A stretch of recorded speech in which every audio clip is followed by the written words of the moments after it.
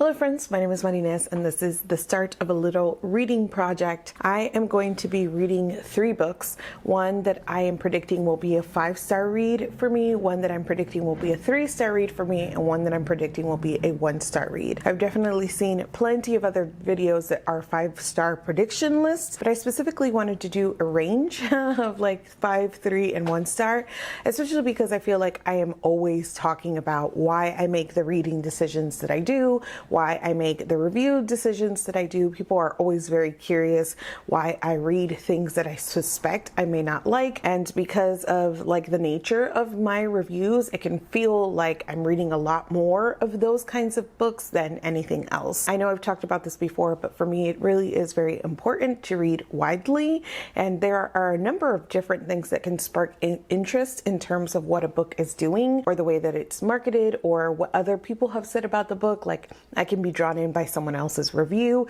So there are a number of reasons why I might try a book, and my suspicion that I may not like it doesn't necessarily turn me off from that book, because books also surprise me all of the time. And one of my favorite kinds of experience is being surprised by a book. Finding something that exceeds my expectations is such a wonderful bookish experience that I wouldn't get to have if I were too narrow in my reading. And as I always say as well, I get a lot out of like the entire experience of reading. Reading as an act is the thing that I love, and whether or not I love the book is a portion of that, but not the entire thing. Plus, I get a lot out of reviewing and engaging with you all and formulating my opinions and sharing them. So there's a lot positive that can come out of a reading experience, even if I didn't love the book itself. So again, it's not really a big deal to me if I'm coming across books that I don't enjoy, where I know that for other readers, it does feel like a big deal. They don't want to waste their time. They're not getting much else out of the reading experience outside of whether or not they enjoyed the book, but that's just not how I approach reading. And it is so important to me to have a variety of reading experiences, to read widely, to cast a wide net, to try things, to dabble in genres, to read what is popular, and to like participate in conversations around books that are very popular. Like, all of that is really entertaining and enjoyable and additive to my life. And that is why I sometimes will pick up a book that I suspect I may not like. And today I've got 3 books for you, so let's talk about what they are. For my 5-star prediction, I have Annie-Bot by Sierra Greer. This is a sci-fi story about a bot who's created to be the perfect girlfriend. However, she is evolving as an AI. She is learning, and she is designed to become like more and more human. At first, her human owner, Doug, says that this is what he wants. He wants Annie to feel and seem more like a real woman. But as her behavior becomes more imperfect, the more tension there is between Annie and her owner. I really, really love this kind of literary, accessible sci-fi. And so I have very high hopes for this just based on the premise alone. I actually haven't heard much about this or heard other reviews. I know there are other people in my Discord who are reading this or intend to read this. But again, my like 5-star prediction is based solely on the genre and the description. It reminds me of Beautyland, which I also read recently, where it was like an alien learning what it means to be human. And I loved the way that let the author explore like those themes of humanity and emotion and like the messiness of being a human. And so I feel like AI and bots are also a good way to do that. So again, just a combination of like themes, the genre, that really feel like this could be a very Mari book, a 5-star book. I am not in my house right now. I am traveling. I'm at Nicole's house, and this is the book that I actually brought with me. One of 2 books that I brought with me for my stay with Nicole. So this is going to be read during this travel time on planes while I'm here with Nicole. Now, these next 2 books I actually had in mind for this project, but I picked them up in physical format at a bookstore in Palm Springs. We were just browsing the store, and these are 2 books again that I had like thought about in terms of picking for my 3 and 1-star predictions. And since they were there and I wanted to buy something, support the bookstore, I was like, okay, I'll commit to this project. I'll commit to these as my picks, and I'll purchase these books. The first is One Dark Window by Rachel Gillig. This is a Book Talk darling right now. It is very, very popular on Book Talk. Something about, I don't know if it's just all of the hype or like the specific kind of hype that it is, has convinced me that I will not love this. It's just purely on vibes. I have no idea, like I literally have no idea what this book is about. I just know that it's popular, and something about the vibes gives like not entirely for me. But because it is so highly spoken of, I don't quite think it's like 1 star. I think that I'm going to have a very 3-star experience with this one. I guess we'll find out together what this is about. This is about, the back of the book blurb is not really helping me much at all. Our main character has a monster trapped in her head, and then she meets a mysterious highwayman and joins a dangerous quest to cure blunder of the dark magic infecting it. So that's my 3-star prediction, leaving me with my 1-star prediction, which is Bride by Ali Hazelwood. Now, this is a book, another book that has been talked about in my Discord. I actually picked it as a buddy read, and I've been in such a reading slump that I didn't get around to reading it, but others have. And there were people who really enjoyed this and people who really did not. This is a fun, like 1-star prediction for me because I was somebody who really enjoyed The Love Hypothesis. I gave it, I think, 3.5 or 4 stars. Like, it was pretty high. I found it really charming. I found its brand of quirkiness like funny to me. And then I read Love on the Brain. I think when I finished it, I gave that 2 out of 5 stars, but it has really, really soured in my feelings.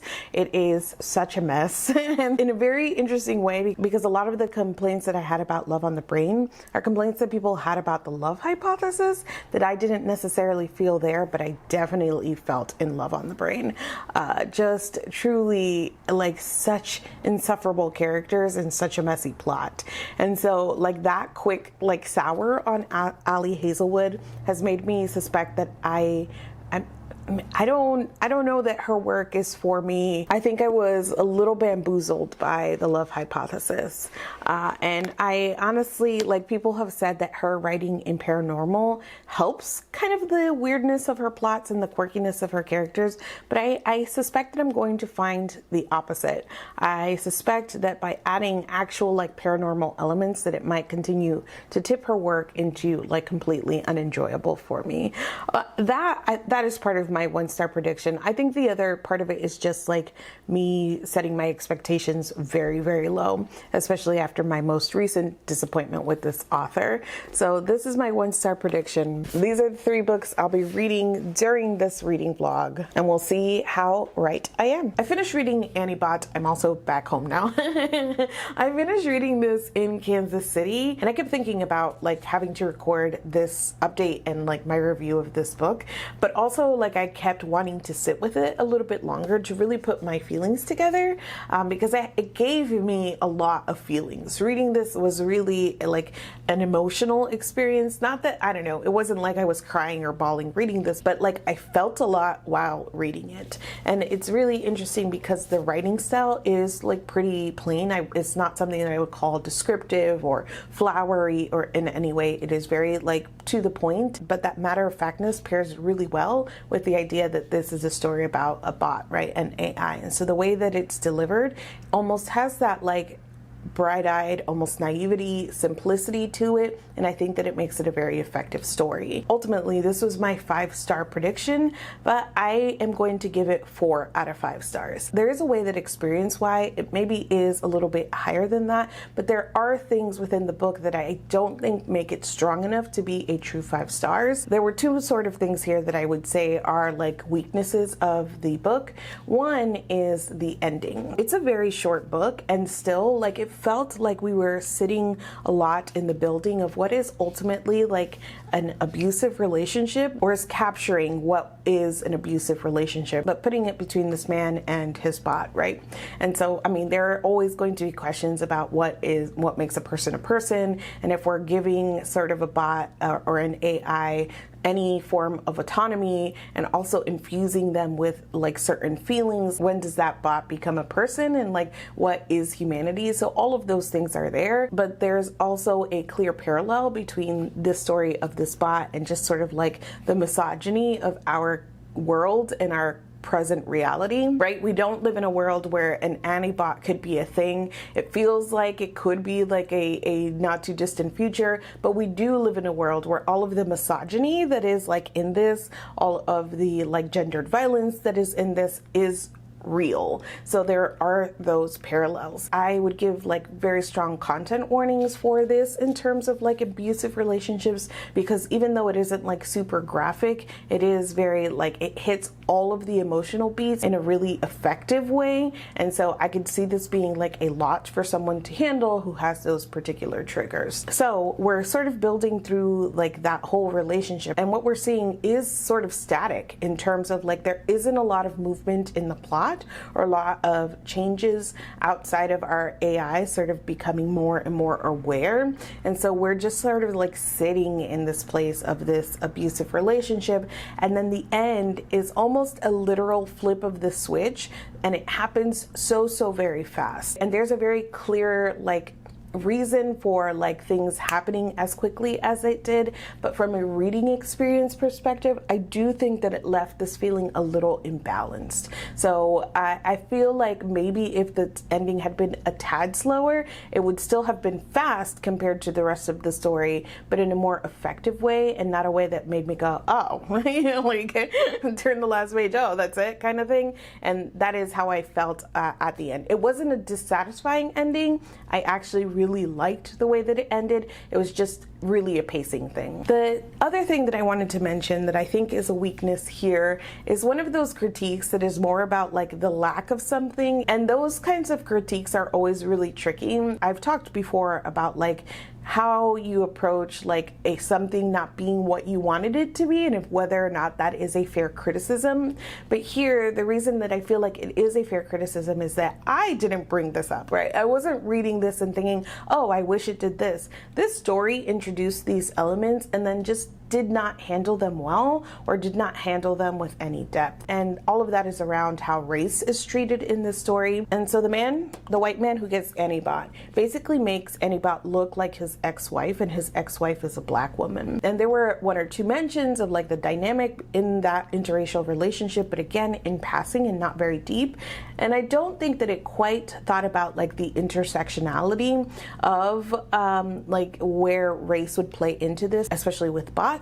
And I don't think that it thought very well about how like the ex-wife is positioned as something of a villain, at least to this man, and his best friend, who is also black, is positioned as something of a villain to this man and also to the readers. And so like there's just some ways that I don't think that this thought fully through how it was using its characters of color, and it didn't think fully through like the intersectionality of this particular story with like bots and AI and humanity with the way that it was using its characters of color. So it felt like a little bit of a lack to me, and again, it was something that it introduced in the story and just didn't do enough with. Other than that, this was exactly what I thought it would be, and it hit all of the notes that I really enjoy in this sort of like character-driven science fiction that feels really accessible. I really can and do enjoy soft sci-fis where it's not taking a lot of time to explain to us like the mechanics of how any of this is possible, which like it probably isn't, because that really isn't the point, right? That is the suspension of disbelief of, okay, we just accept. We figured out how to do bots, right? And that's kind of the premise that you have to accept. So if you really want this to explore or to have any knowledge of like robotics or anything like that, it's not going to, because the thing that it wants to do is like the exploration of this character Antibot and what it says more largely about misogyny. And particularly we get a really interesting look at this character, this man who does not think that he is the villain. He in fact reacts so violently to any time, and like it is this weird mix of being just self-aware enough to be like not self-aware at all. Like he understands when he looks bad because of what he has done to Antibot, but then he gets mad about that, like as if Antibot is the one making him look bad. So it's like the refusal to accept any sort of responsibility. And the way that we go on that journey with this man is absolutely wild. And I think that is part of what makes it so emotionally effective, because I don't know, there were so many things that felt true to life depicted in this character, in that man, and also in his relationship with his bot. Truly, there were scenes and moments in here that felt like kicks to the gut for me, and I will remember this reading experience. I will highly associate it. Like, it's one of those reading experiences that I will just like think back and remember, oh, I was reading this on the plane. Oh, I was reading that. Like, there's such a sense of like place and time and emotion associated with my reading experience with this, which I suspect will stick with me. And I really appreciate when a book can give that to me, and this did. So overall, a very, very high 4 out of 5 stars. I'm like, is it even 4.5, 4.25? I think I will sit a little bit longer with this, but it's definitely between 4 and 4.5 stars. So a pretty good guess. I did start reading One Dark Window on the plane ride home, and very hilariously, that plane ride was like one of the worst experiences with turbulence I've ever had. There were like storms and tornadoes all through like Kansas, Iowa, Nebraska this past weekend. So when we were taking off on Saturday night, it was like pouring, and we flew into some of the worst turbulence. So I read like maybe a chapter or two, and then I had to put this aside because I was focusing on not having a panic attack on the plane. But I picked it up again last night, and I made it through 5 chapters, so about 50 pages, and it's fine so far. It's feeling very 3-star, to be honest, so far.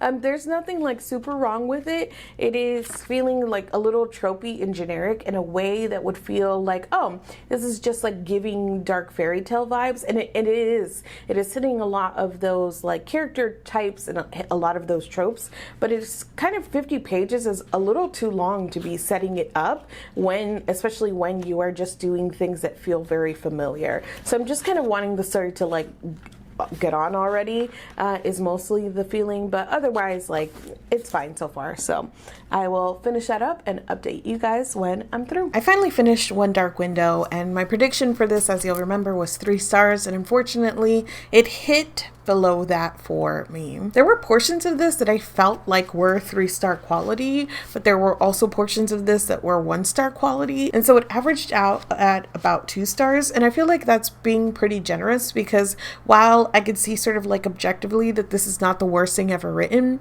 I also did not have a pleasant reading experience with this. I was very much underwhelmed at best, and at worst I was like actively annoyed. This is a story about a girl who has a spirit sort of trapped in her head, living in her head, and then she crosses paths with a prince of the realm who is also a highwayman, who is on his own sort of journey to undermine the king, and they team up together for reasons. One of my main complaints about this book is that I didn't feel like any of the elements of the world or world building were particularly well fleshed out. It is perfectly understandable because nothing that it's doing is particularly complex, and it tends to follow really narrow sort of tropey lines, so you get the gist of the story, but there also isn't any sense of scope here. There isn't a sense of the world sort of outside of the very particular things that it's doing on the page. Everything about the world and what the magic is doing feels very much just so, like this is what it is, without any sort of depth or understanding of like why anything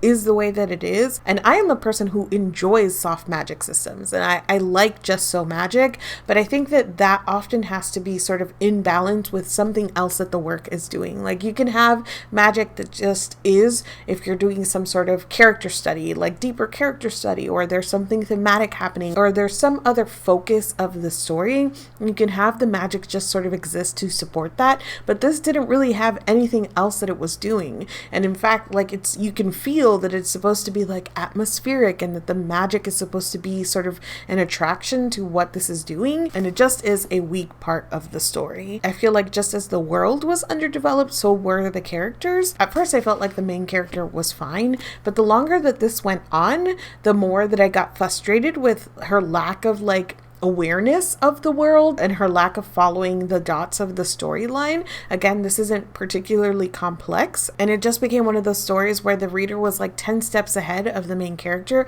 at any given point, and it was for things that were either very obvious or that the book itself was like spelling out for us, right? This was predictable in a bad way, where everything that it kind of sets out, it just does, but also the main character has no idea what's going on for like the entirety of the story. There is a reveal of information at the end that is positioned like oh my gosh, this is what's been happening all along, but it felt so obvious to me that that moment didn't quite land the way that it was supposed to. I think probably my number one complaint about this was, however, the writing style. There was something very repetitive about the writing style. The way that she approached description was often very repetitive in the way that she was describing people's faces and expressions. There wasn't enough description of like atmosphere and surroundings. The main sort of like aesthetic or atmosphere here is just really very much like fog and like nothing else that really built a picture or built a world. This is one of those books also where like everybody just says everybody's name entirely way too much, like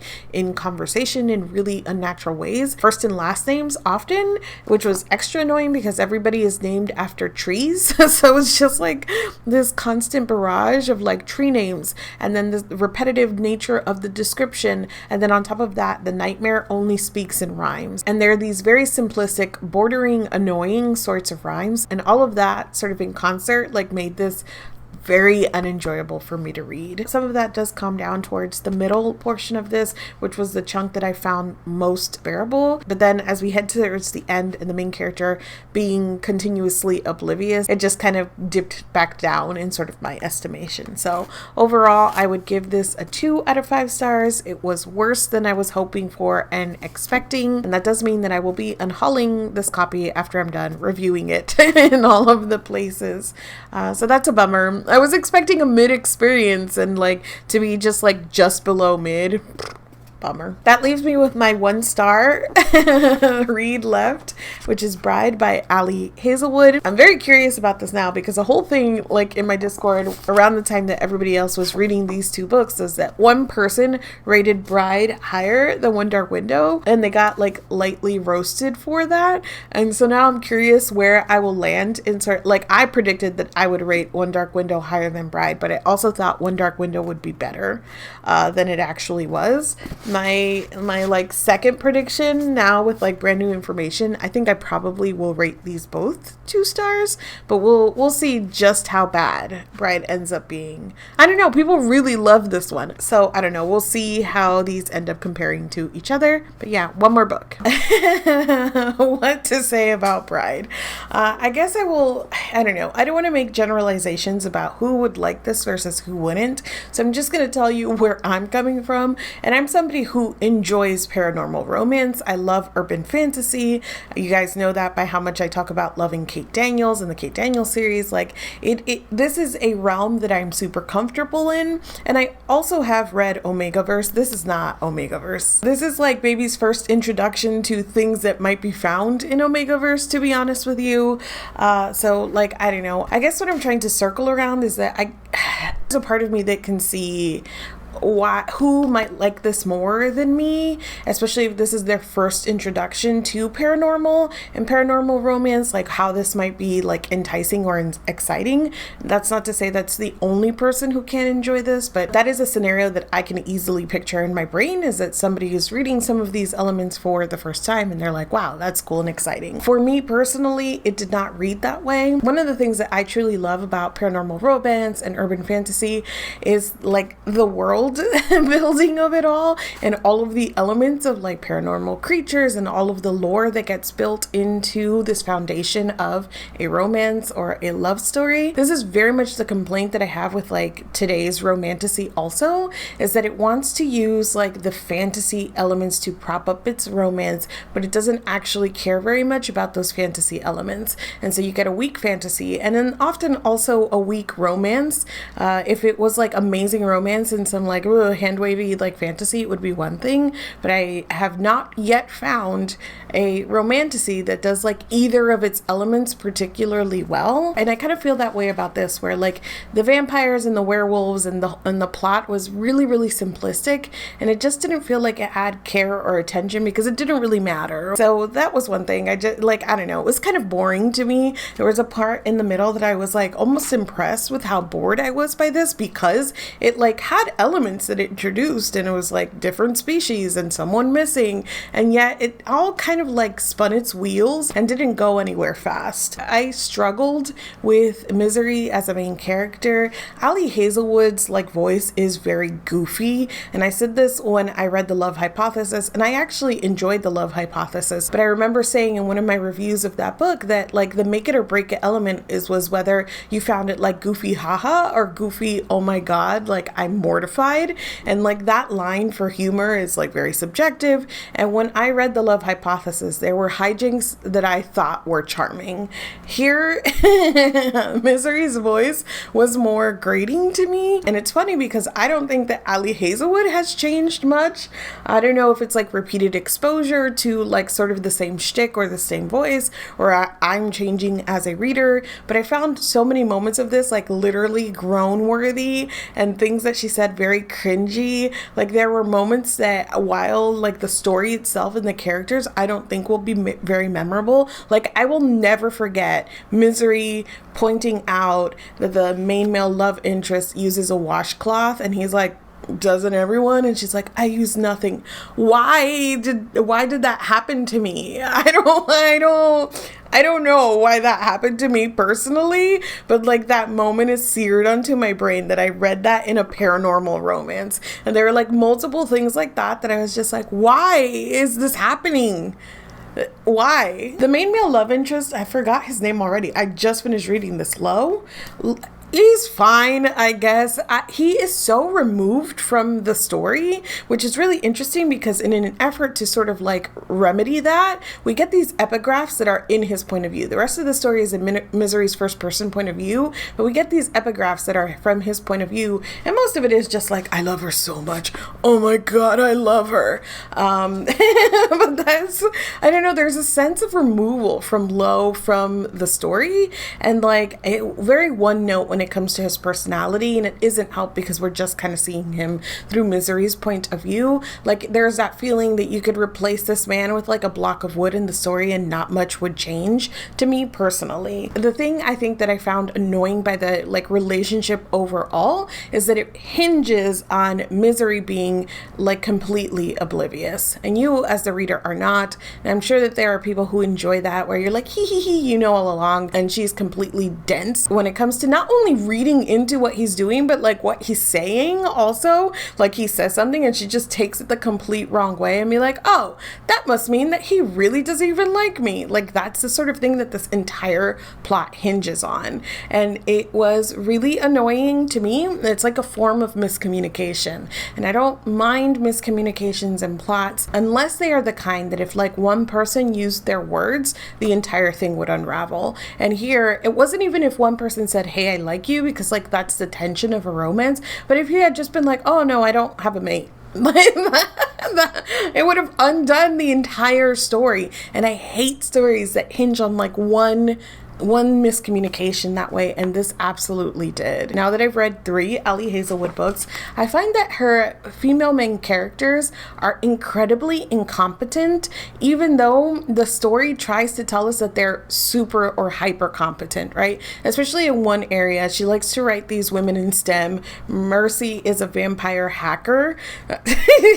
So she's really good at like hacking in computers, and we're told this, and I guess there are like a few things in the plot that sort of hinge on her being like a super good hacker, but then she's like very incompetent at like most everything else. There's this point where she's like talking about how good the Wolves security is, that she hasn't been able to hack her way in, and like their system is like so good, and then she just walks into the Alpha's like room office and the computer is unlocked, and she's like, huh, that doesn't ring any bells or ping. And obviously it's like a trap. They know she's like sneaking in, but she just is so oblivious to everything, does not connect one single dot. And I found that also unenjoyable. Like the writing was fine, I guess, if you remove sort of like the cringy millennial humor. It was just like I did not have an enjoyable time, and I think that there were a lot of things about this that were pretty weak, but I can see somebody who like had a good time, just sort of the enjoyment surpassing the weaker parts of this as a story. But that wasn't me. I think it was a weak story, and I also just didn't have a great time. So I also gave this 2 stars. I had a moment there that I was like, which one was going to beat out the other in terms of like which one was better. Ultimately, I landed in the same place for both of these. I think that this one, like the writing bothered me, the actual sentence level writing bothered me more in One Dark Window. I read this faster in terms of like the reading experience. Like if you told me I had to reread one of these, I'd pick Bride to reread, but this one was a little bit more imaginative. I don't know, they're both 2 stars. That's it for me today. If you have read or would like to read any of the books I have mentioned, let's chat down in the comments. If you enjoyed this format, let me know. I really enjoyed trying to like pick out my predictions and then seeing how they all lined up, so let me know if you enjoyed it. I'd like to do more. Thank you so much for watching this video, and I will see you guys soon.